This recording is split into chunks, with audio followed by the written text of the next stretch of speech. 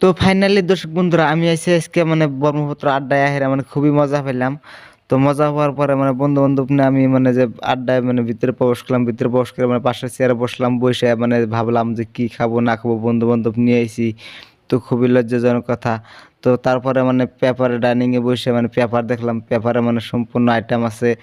তো কি আইটেম খামু? তো আমি পেপার মানে খুবই মানে টেনশনে আছি পেপারটা নিয়া। তো কোনটা খাবো বলে ভাবতাছি। তো আমি সম্পূর্ণ দেখার পরে মানে যে পেপারটা মানে যে হাতে নিয়ে হেরা মানে ভাবলাম যে তো ফাইনালি মানে আমলেটটাই খামু বলে ভাবছি। তো ওইটারে মানে যে আমলেট আনার জন্য মানে যে আমি অর্ডার করলাম।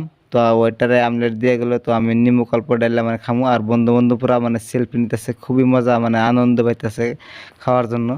তো এই আড্ডায় আইসা যারা বন্ধুরা তোমরা আড্ডায় যাবা অবশ্যই তোমরা খাইয়া আবা। তো না খাইয়া না খুবই মানে বন্ধু-বান্ধবরা খারাপ পাবো।